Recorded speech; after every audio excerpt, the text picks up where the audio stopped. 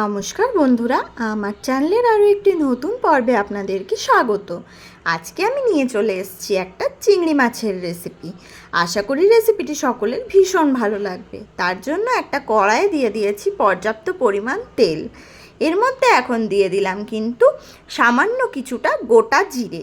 জিরেটা খুব ভালো করে এখানে ফোড়নের জন্য আমি কিন্তু একটু ভেজে নেব। এরপর দিয়ে দিচ্ছি কিন্তু এখানে কুচিয়ে রাখা পেঁয়াজ, লঙ্কা আর টমেটো সবকটাকেই কিন্তু, আর এখানে আমি রসুনও দিয়ে দিয়েছি। রসুনগুলোকে আমি জাস্ট খোসাটাকে ছাড়িয়ে নিয়েছি, আর পেঁয়াজগুলো একটু সরু সরু করে কেটে নিয়েছি, আর টমেটোগুলো একটু ছোট ছোট করে কিন্তু কুচিয়ে নিয়েছি। এখন এই সবকটাকে একটু ভালো করে ভেজে নিতে হবে, তবে একেবারে লাল করে ভাজার প্রয়োজন নেই। টমেটোটা একটু সফট হয়ে গলে যাওয়া পর্যন্তই কিন্তু এটাকে আমাদেরকে ভেজে নিতে হবে। ওই ধরুন মোটামুটি 2.5 থেকে 3 মিনিটের মতো ভেজে নিলেই কিন্তু হয়ে যাবে। আর হ্যাঁ, এই ভাজাটা কিন্তু অবশ্যই একটু হাই আঁচে রেখে ভাজার চেষ্টা করবেন। দেখুন এখানে কিন্তু টমেটোটা সুন্দরভাবে আমার সফট হয়ে গেছে, তার মানে কিন্তু এখানে এই ভেজে নেওয়াটাও আমার সম্পূর্ণভাবে কমপ্লিট হয়ে গেছে। পেঁয়াজটাকে খুব বেশিক্ষণ ধরে কিন্তু এটা আমি ভাজবো না। এখন গ্যাসের ফ্লেমটা বন্ধ করে দিলাম, এটার আমি পেস্ট বানিয়ে নেব। এখন ওই তেলটার মধ্যে বাকি রান্নাটাও করে নেব। তার জন্য প্রথমে তেলটা গরম হতে দিয়ে দিয়েছি। এখন ওর মধ্যে দিয়ে দিচ্ছি আরও কিছুটা পরিমাণ সর্ষের তেল। যেহেতু ওই তেলটার মধ্যে রান্নাটা আমার হবে না, সেই কারণে কিন্তু আমি আরও কিছুটা পরিমাণ সর্ষের তেল দিয়ে দিলাম। এখানে 500 গ্রামের মতো চিংড়ি মাছ নিয়ে নিয়েছি। সেগুলোকে কিন্তু আমি একটু হলুদ আর লবণ দিয়ে খুব ভালো করে ম্যারিনেট করে নিয়েছিলাম। প্রথমে আমি হলুদটা দিয়ে ম্যারিনেট করে নিয়েছিলাম 15-20 মিনিট। লাস্টে আমি লবণটা দিয়ে দিলাম, আর তারপর খুব ভালো করে একবার মিশিয়ে নিয়ে কিন্তু আমি তেলের মধ্যে দিয়ে দিচ্ছি চিংড়ি মাছগুলোকে। খুব বেশিক্ষণ ধরে চিংড়ি মাছগুলোকে ভাজার প্রয়োজন নেই, হালকা একটু লালচে কালার করেই কিন্তু চিংড়ি মাছগুলোকে আমাদেরকে ভেজে নিতে হবে। অবশ্যই এই রেসিপিটা আপনারা চিংড়ি মাছটা না ভেজেও করতে পারেন, তাতেও কিন্তু এই রেসিপিটার স্বাদ একটুও কমবে না।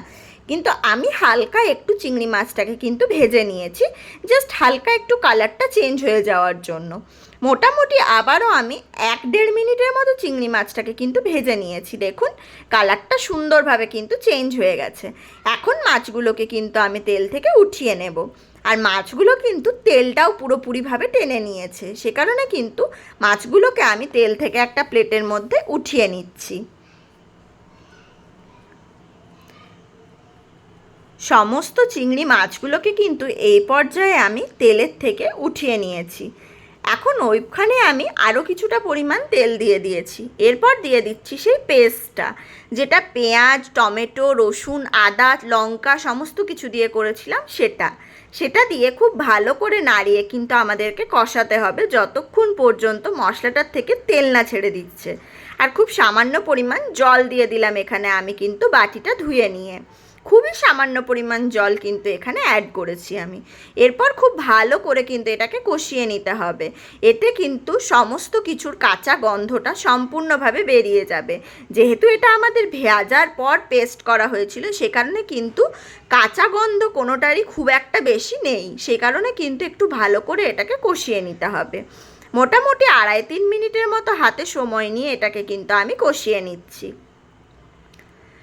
দেখুন মোটামুটি 1.5-2 মিনিট পর আমি কিন্তু আবার আপনাদেরকে একবার দেখিয়ে দিয়েছি। আর এবারে কিন্তু এখানে কিছু গুঁড়ো মশলা আমি অ্যাড করে দেব, তাহলে কিন্তু মশলাটাও এই মশলার সাথে সুন্দরভাবে কষিয়ে নেওয়া হয়ে যাবে। প্রথমে দিয়ে দিয়েছি কিন্তু 1 টেবিল চামচের মতো জিরে গুঁড়ো, 1 টেবিল চামচের মতো এখানে দিয়ে দিচ্ছি আমি কিন্তু ধনে গুঁড়ো, লাল লঙ্কার গুঁড়ো আমি কিন্তু এখানে দিয়ে দিচ্ছি 1 টেবিল চামচ, আর এখানে দিয়ে দেবো সামান্য পরিমাণ একটু কিন্তু হলুদ গুঁড়ো। এখানে আমি কিন্তু কাশ্মীরি রেড চিলি পাউডারটা একটু বেশি পরিমাণে ব্যবহার করেছি, কারণ এতে কিন্তু কালারটা ভীষণই সুন্দর আসবে। আপনাদের যদি পছন্দ না হয় সেক্ষেত্রে কিন্তু অ্যাড নাও করতে পারেন।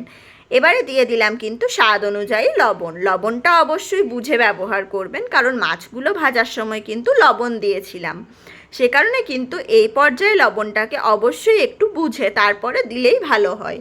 এবারে সমস্ত মশলাটাকে সুন্দরভাবে কষিয়ে নিচ্ছি কিন্তু আমি মোটামুটি 3-4 মিনিটের মতো, যতক্ষণ পর্যন্ত মশলার থেকে একটা তেল না ছেড়ে আসছে ততক্ষণ পর্যন্ত। আমি সামান্য একটু চিনিও এখানে ব্যবহার করেছি, আপনারা চাইলে স্কিপ করতে পারেন, তবে আমি একটু চিনি দিয়ে রান্না করতে পছন্দ করি, সে কারণে কিন্তু স্বাদটার ব্যালেন্স হয়, তাই আমি এখানে একটু চিনিটা ব্যবহার করেছি। দেখুন মশলা থেকে সুন্দরভাবে কিন্তু এখানে আমার তেলটা ছেড়ে দিয়েছে। এবারে ভেজে রাখা মাছগুলো দিয়ে সুন্দরভাবে কিন্তু মশলার সাথে মাছটাকে কষিয়ে নিতে হবে। আবারও আমি 1-2 মিনিটের মতো কিন্তু মাছের সাথে মশলাটাকে ভেজে নিচ্ছি, যাতে মাছের গায়ে মশলাটা সুন্দরভাবে লেগে যায়, তবে তো রেসিপিটার টেস্টটা বোঝা যাবে। আর এই রেসিপিটা কিন্তু শুধুমাত্র ভাত বা পোলাও বা ফ্রাইড রাইসের সাথে না, এটা কিন্তু রুটি, লুচি, পরোটা সমস্ত জাতীয় খাবারের সাথে ভীষণ সুন্দরভাবে যায়, তাই অবশ্যই কিন্তু বাড়িতে একবার বানিয়ে দেখতে পারেন। আশা করি সকলের ভীষণ ভালো লাগবে। মশলার সাথে মাছ কিন্তু কষিয়ে নেওয়া কমপ্লিট। এবার দিয়ে দেব সামান্য একটু জল, এখানে মোটামুটি 1/2 কাপের মতো জল কিন্তু আমি অ্যাড করেছি। এবারে খুব ভালো করে নাড়িয়ে একেবারে হাই আছে এটাকে আমি হতে দেব কিন্তু আবারও 1 থেকে 1.5 মিনিটের মতো। 1-1.5 মিনিট পরে কিন্তু এই রান্নাটা আমার সম্পূর্ণভাবে তৈরি হয়ে যাবে। চিংড়ি মাছের মালাইকারি তো অনেক খেয়েছেন, একবার কিন্তু অবশ্যই চিংড়ি মাছের এই রেসিপিটা বানিয়ে দেখবেন, আর খেতে কিন্তু ভীষণ সুন্দর হয় বন্ধুরা। অবশ্যই একবার বাড়িতে বানাবেন, আর আমার কমেন্ট বক্সে জানাতে ভুলবেন না কিন্তু যে রেসিপিটি আপনাদের ঠিক কেমন লেগেছে। ভালো লাগলে অবশ্যই চ্যানেলটিকে লাইক, কমেন্ট, শেয়ার করবেন, আর হ্যাঁ, সাবস্ক্রাইব করতে কিন্তু একেবারে ভুলে যাবেন না, যাতে আমার সমস্ত রান্নার নোটিফিকেশন সবার প্রথমে আপনাদের কাছে পৌঁছে যায়।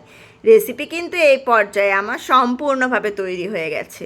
ওপর থেকে এখন আমি দিয়ে দিচ্ছি কিন্তু কিছুটা ধনেপাতা। ধনেপাতাটা অপশনাল, আমি এখানে কিন্তু একটু দেখতে সুন্দর লাগার জন্য আর ফ্লেভারটা সুন্দর আসার জন্য ধনেপাতাটা ব্যবহার করেছি। আপনারা চাইলে ধনেপাতাটা কিন্তু না দিয়ে এই পর্যায়েও রেসিপিটাকে সার্ভ করে নিতে পারেন, খেতে কিন্তু ভীষণ টেস্টি হয়। ধনেপাতাগুলো এখন ওপর থেকে দিয়ে কিন্তু একবার নিচ থেকে খুব ভালো করে আমি কিন্তু মিশিয়ে দেব, এতে ধনেপাতার ফ্লেভারটা পুরো রেসিপিটার মধ্যে সুন্দরভাবে চলে আসবে। দেখুন নিচ থেকে খুব ভালো করে কিন্তু আমি একবার নাড়িয়ে দিলাম।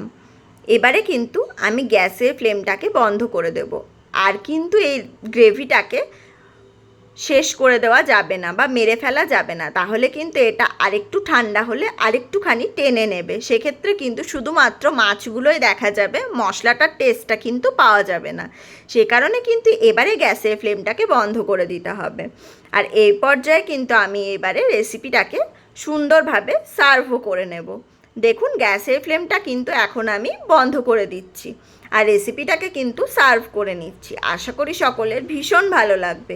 ভালো লাগলে অবশ্যই চ্যানেলটিকে লাইক, কমেন্ট, শেয়ার করবেন, আর সাবস্ক্রাইব করে আমার পাশে থাকবেন, যাতে এরকম নিত্য নতুন ভিডিও আমি প্রত্যেক দিন আপনাদের সামনে নিয়ে আসতে পারি। দেখা হবে আবার কোনো একটা নতুন ভিডিওর সাথে।